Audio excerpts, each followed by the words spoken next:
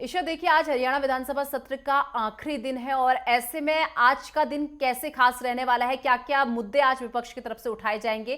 क्या कुछ आज जो है इस सत्र की कार्रवाई में हमें देखने को मिल सकता है?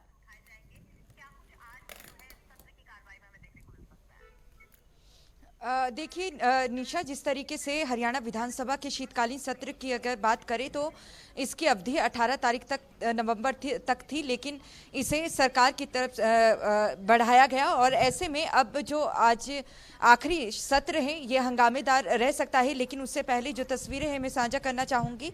यहाँ पर देखिए सुरक्षा के कितने पुख्ता इंतजामात यहाँ पर किए गए हैं। आप इन तस्वीरों के माध्यम से देख सकते हैं कि जगह जगह पर सुरक्षा बल यहाँ पर लगाए गए हैं और हरियाणा और चंडीगढ़ पुलिस की तैनाती यहाँ पर की गई है। आप देख सकते हैं एक एक करके गाड़ियों की चेकिंग यहाँ पर की जा रही है और सुरक्षा के पुख्ता इंतजामात के साथ ही यहाँ पर थोड़ी ही देर में जो विधानसभा का सत्र है, जो आखिरी दिन है आज कार्यवाही का, वो शुरू होगा। 11 बजे सदन की कार्यवाही शुरू होगी। ध्यानाकर्षण अगर प्रस्ताव की बात करें तो विपक्ष की तरफ से दो मुद्दों पर यहाँ पर ध्यानाकर्षण प्रस्ताव लाया गया है।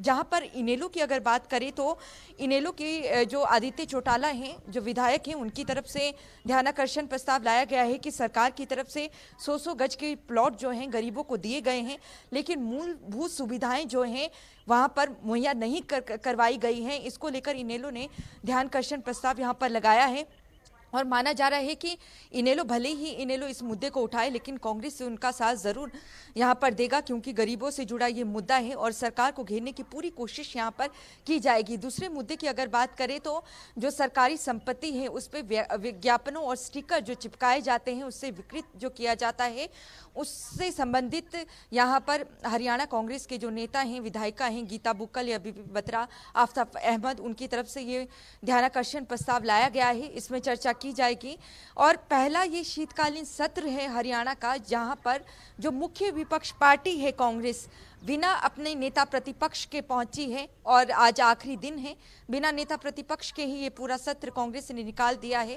हालांकि कांग्रेस अपनी गुटबाजी से मनाही करता नजर आ रहा है, लेकिन ये गुटबाजी ही है जिसके चलते अभी तक जो नेता प्रतिपक्ष है उसे चुना नहीं गया है और यहाँ पर कहा जा रहा है कि झारखंड और महाराष्ट्र के चुनाव के बाद ही नेता प्रतिपक्ष चुना जाएगा। लेकिन अभी भी देखिए, भले ही सत्ता हाथ से निकल गई हो कांग्रेस के, लेकिन हुड्डा और शैलजा गुट में इस वक्त जो कांग्रेस के विधायक हैं वो बटे हुए हैं।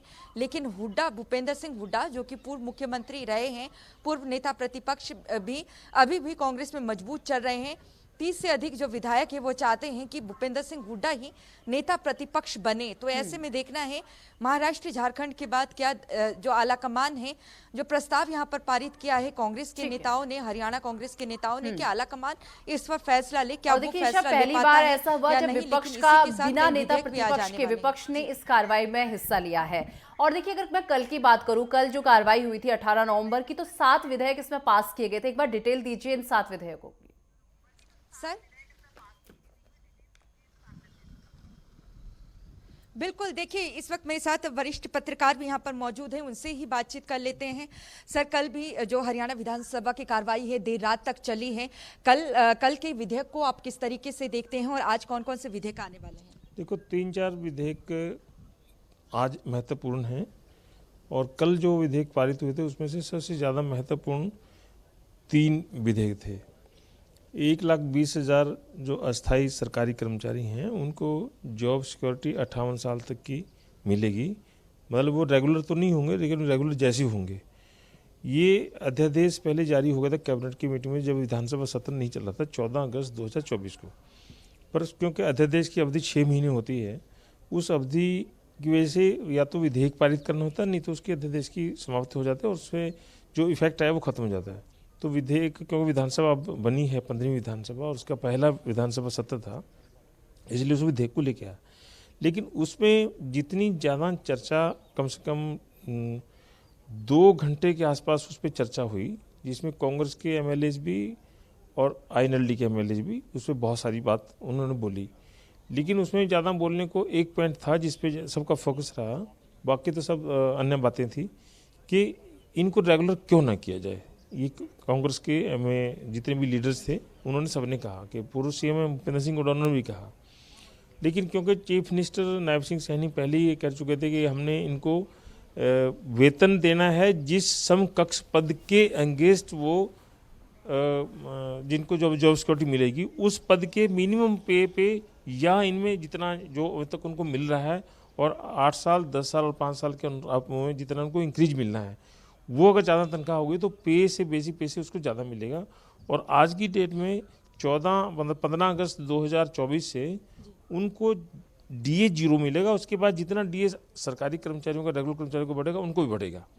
तो ये सबसे बड़ा कल का विधेयक था। दूसरा विधेयक हरियाणा सिख गुरुद्वारा प्रबंधन कमेटी जो बनी है उसके क्योंकि चुनाव नहीं हुए हैं, 2014 में आपको पता ही, आप भी थे, तो वो विधेयक पारित हुआ था राष्ट्रपति के पास, फिर वो जरा और उसमें सुप्रीम कोर्ट चला गया, चैलेंज हो गया।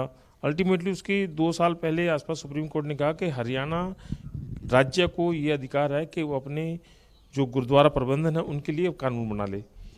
जो उसको 10 साल के बाद सुप्रीम कोर्ट से सेंड मिला तो उसके चुनाव नहीं हुए। अब उसमें एक हमारा गुरुद्वारा न्यायिक आयोग गठित करने का प्रावधान है उस विधेयक में।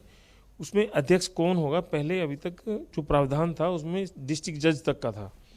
अब कल जो उसमें चेंज किया है विधानसभा में विधेयक में कि हाई कोर्ट का रिटायर्ड जज भी, क्योंकि एक हाई कोर्ट के रिटायर्ड जज को सरकार नियुक्त करना चाहती है उसका अध्यक्ष, लेकिन एक्ट में वो प्रावधान नहीं था। एक्ट में 65 साल तक की उम्र का प्रावधान था। तो वो दोनों कल संशोधन किए हैं।